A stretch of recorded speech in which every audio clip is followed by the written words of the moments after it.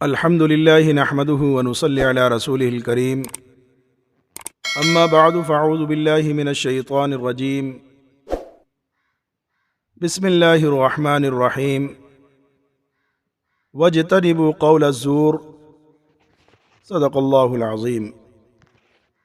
میرے محترم عزیزو دوستو، جھوٹ کا انجام انسانوں کے لیے خاص طور سے تباہی اور بربادی کرنے والا ہے، کیونکہ آپس کے اندر خاص طور سے انسان جب کوئی معاملات کرتے ہیں تو ان کا کوئی نہ کوئی ٹارگیٹ ہوتا ہے اور اپنے ٹارگیٹ کے اندر کامیاب ہونا چاہتے ہیں، لیکن جھوٹ اگر ان کے درمیان آ جائے تو ان کی کامیابی کے اندر ایک بڑا روڑا بن کے سامنے آ جاتی ہے کہ وہ اپنے مقصد کے اندر پھر کامیاب ہوتا نہیں دیکھتا۔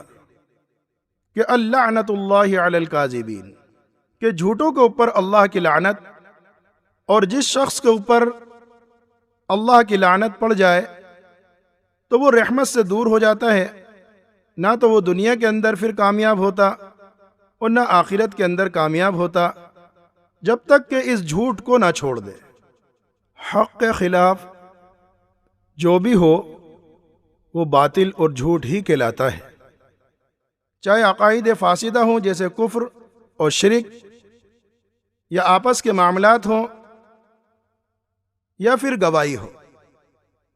ان سب کے اندر احتیاط کرنی چاہیے کہ جھوٹ بیچ میں نہ آئے، یعنی آدمی اپنے عقیدے کو صحیح رکھے، معاملات درست رکھے، اور گواہی دینے کا جب نمبر آئے تو سچ بولے۔ نبی کریم صلی اللہ علیہ وسلم نے جو بڑے بڑے گناہ ہیں ان کے اندر کبیرہ گناہوں کو گنایا کہ اللہ کے ساتھ کسی دوسری ہستی کو شریک کر دینا، ماں باپ کی نافرمانی کرنا، جھوٹی گواہی دینا، اور عام باتوں کے اندر جھوٹ بولنا۔ اور نبی کریم صلی اللہ علیہ وسلم نے آخر کے اندر قول الزور کو بار بار ارشاد فرمایا۔ اور ایک روایت کے اندر ہے کہ نبی کریم صلی اللہ علیہ وسلم نے ارشاد فرمایا کہ جھوٹ سے بچو، جھوٹ فجور کا ساتھی ہے، اور جھوٹ اور فجور دونوں جہنم کے اندر جائیں گے۔ نبی کریم صلی اللہ علیہ وسلم سے پوچھا گیا کہ کون سا عمل جہنم کی طرف لے جانے والا ہے؟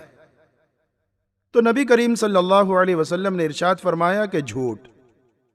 جب آپ شب معراج کو گئے تو آپ نے یعنی نبی کریم صلی اللہ علیہ وسلم نے دیکھا کہ ایک شخص کی بانچھیں کھینچی جا رہی ہیں، پھر وہ صحیح ہو جاتی ہیں، پھر کھینچی جاتی ہیں، تو قیامت تک ایسا عمل اس کے ساتھ ہوتا رہے گا۔ نبی کریم صلی اللہ علیہ وسلم نے جبریل امین سے پوچھا کہ یہ کون شخص ہے؟ تو جبریل امین فرشتے نے آپ صلی اللہ علیہ وسلم کو بتلایا کہ یہ جھوٹ بولنے والا ہے۔ مسند احمد کے اندر روایت ہے، نبی کریم صلی اللہ علیہ وسلم نے ارشاد فرمایا کہ آدمی اس وقت تک مومن نہیں ہو سکتا جب تک کہ پوری طریقے سے جھوٹ کو نہ چھوڑ دے، یہاں تک کہ مزہ اور مذاق کے اندر بھی چھوڑ دے۔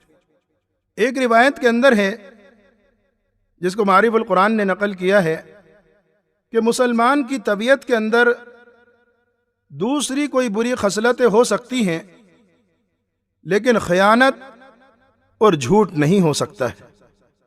اور آج میرے محترم عزیز و دوستو، یہی دو خصلتیں زیادہ دیکھنے میں آتی ہیں کہ ہر انسان دوسرے انسان کو دھوکہ دینے کے اندر لگا رہتا ہے، اور دھوکہ دینے کو اپنی عقل مندی سمجھتا ہے کہ میں نے فلاں آدمی کو دھوکہ دے دیا اور وہ میرے دھوکے کے اندر آ گیا تو میں نے بڑا عقل کا کام کیا، حالانکہ اس کی حدیث کے اندر مذمت کی گئی ہے، یہ آدمی عقل مند نہیں۔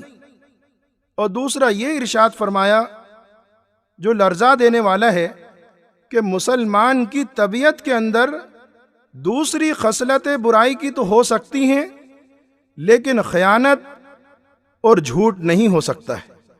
اور ایک روایت کے اندر ہے کہ جھوٹ انسان کی روزی کو گھٹا دیتی ہے۔ ہم اپنی روزی کے کم ہونے کے ذمہ دار خود ہیں، اور پھر طرح طرح کی سوچیں رکھتے ہیں جب روزی کے اندر برکت نہیں ہوتی کہ کسی نے ہمارے اوپر کچھ تو نہیں کر دیا، کوئی جادو ٹوٹکے تو نہیں کر دیے، کسی نے کوئی بندش تو نہیں کرا دی۔ اس بندش کے ذمہ دار ہم خود ہیں۔ تو اللہ تعالی ہم سب کو خیانت اور جھوٹ سے بچنے کی توفیق عطا فرمائے اور صحیح سمجھ کی توفیق عطا فرمائے۔ وآخر دعوانا ان الحمد للہ رب العالمین۔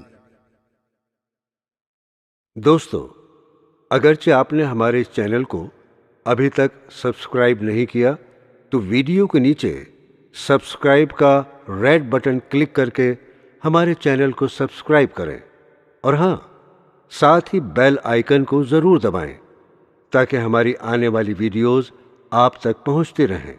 شکریہ۔